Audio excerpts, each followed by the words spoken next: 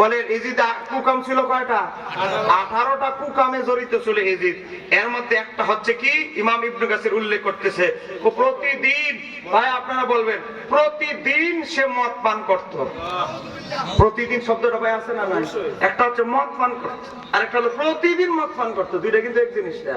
যে এজিদের প্রতিদিন মদের বোতল, যে এজিদের প্রতিদিন মদের বোতল না হলে যে এজিদের চলতো না। আজকে যে সেই জিদকে যারা রহমতুল্লাহ আলাইহি বলে, আমার মনে হয় মাঝে মাঝে হয়তো এদের কাছেও গোপনে মদ সাপ্লাই হইতে পারে। কথা বলে না কেন? ঠিক কিনা? কারণ একজন মদ খোরের দালালি একজন মদ খড়ি করতে পারে, ভালো লোক করতে পারে না। কথা বলে না কেন? আরো যা বলতে হবে। ভাই একটু সাউন্ড টাউন বাড়ে, হাদিস গলা দিয়ে টানতাছে। শেষ বেলা কি কষ্টটা দিবি নাকি একটু ভাই? সাউন্ডটা ইকুটি কুতেস্তা এমন কা করস। বাবা, ইমাম হুসাইন শাহাদাত বরণ করেছেন বীরের বেশে। আর ইজিদ মালাউন মারা গিয়েছে অপমানিত, এমন অপমানিত হয়ে তার মৃত্যুর কথা কেউ শোনাইতেও পারে নাই। কিন্তু সত্য কি ধামাচাপা দিয়ে রাখা যায়? এই ধরে বলেন, সত্য কি ধামাচাপা দিয়ে রাখা যায়? আমার আল্লাহর সৃষ্টি জগতের ভিতরে একটা সৃষ্টি হচ্ছে বানর। বানর দেখছেন না আপনারা? বানর, আমার আল্লাহ একটা বানরকে হুকুম দিলেন, এ বানর, আমার হাবিবের আহলে বাইতের খুনি এজিদকে মারার জন্য বানর আমি তোকে বাছাই করেছি। আল্লাহ, আমি কি করতে হবে? তোর দাঁতের গোড়ায় আমি বিষ দিয়েছি, তোর দাঁতের আগায় আমি বিষ দিয়েছি। তোরে যখন প্রতিযোগিতায় লাগাবে, এজিদের 18টা কুঅভ্যাসের ভিতরে একটা ছিল পশু পাখি দিয়া প্রতিযোগিতা লাগাইতো, একটা দিয়ে আরেকটার মারামারি করাইতো।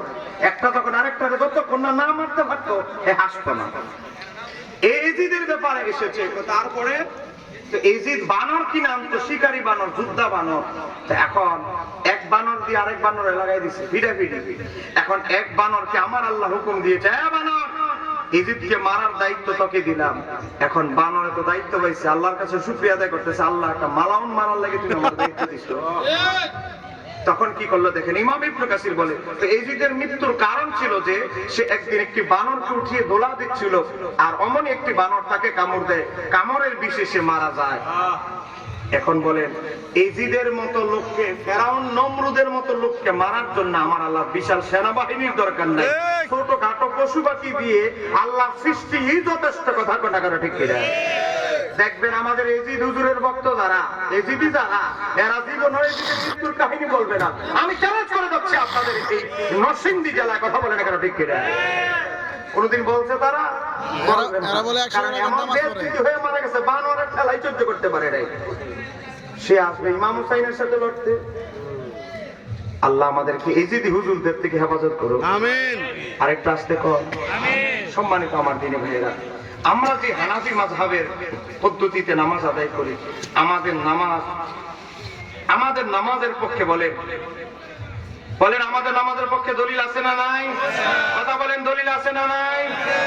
বাবা, আমরা যে নাভির নিচে হাত বাঁধি, নাভির নিচে হাত বাঁধার পক্ষে ইমাম আবু হানিফা সবার আগে দলিল নিয়েছেন কোরআন থেকে। বলেন সবচেয়ে শক্তিশালী দলিল হচ্ছে কোরআন। বলেন কোরআনের চেয়ে শক্তিশালী আর কোন দলিল আছে? আরো যারা বলেন দলিল আছে?